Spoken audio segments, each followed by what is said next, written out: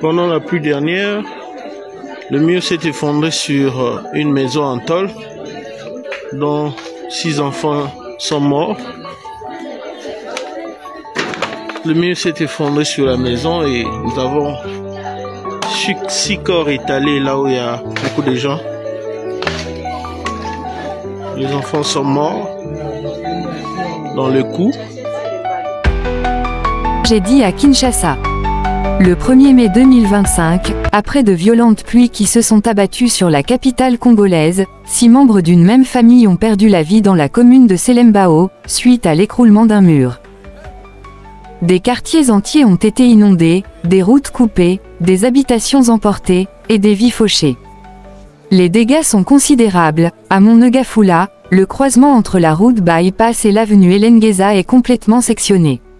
À Ngaliema, l'avenue Lalou n'existe presque plus, engloutie par une érosion violente.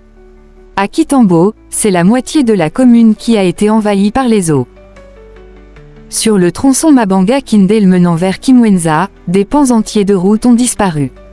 L'avenue du tourisme, axe vital de la circulation, est elle aussi impraticable.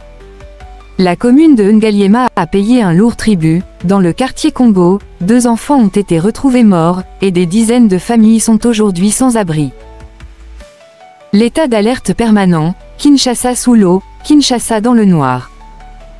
Chaque pluie majeure semble transformer Kinshasa en champ de ruines. Le quartier Ndanu à Limete, le secteur Bandalungwa, Maman Mobutu à Monongafula, partout, le même désastre. Les eaux ravagent, les infrastructures cèdent, les routes s'effondrent, l'électricité est coupée. À peine réhabilitée il y a 3 ans, la route Kimwenza est déjà redevenue impraticable. Des ravins de 4 mètres de profondeur apparaissent en pleine ville. 3. Une capitale trop grande pour être gérée. Kinshasa a aujourd'hui environ 17 millions d'habitants, un chiffre qui en fait la plus grande ville francophone du monde, devant Paris. Cette croissance effrénée, portée par l'exode rural et une urbanisation non maîtrisée, pèse lourdement sur les infrastructures. Le déficit en assainissement, logement et transport est criant. Dans plusieurs communes, la situation est alarmante. À Matete, les reporters de Réveil Congo ont observé un habitat chaotique, voir la vidéo ci-dessous, envahi par les ordures. Les caniveaux, lorsqu'il existe, sont bouchés ou transformés en décharges. À Kintambo, les collecteurs d'eau nouvellement construits sur l'avenue Bompete sont déjà remplis de déchets. Malheureusement, ce type de drame n'est pas une première dans la ville. En avril 2024, entre le 6 et le 7, 8 personnes d'une même famille avaient déjà péri dans des circonstances similaires, à la suite de l'effondrement d'un mur mitoyen dans le quartier Cité des Anciens Combattants, ex-Notre-Dame, situé dans la commune de Ngaliema. Un an plus tôt, en novembre 2023, 6 décès et d'importants dégâts matériels avaient été enregistrés dans les communes de Selembao, Lemba et Monongafula, dont 2 fillettes mortes sous un mur effondré. Encore en avril 2025, une étudiante avait trouvé la mort, écrasée par un mur de clôture effondré à Lemba. Des drames à répétition, pourtant évitables. Mais la réponse des autorités demeure largement insuffisante. Les gouverneurs qui se succèdent à la tête de la capitale privilégient souvent les slogans aux actions concrètes.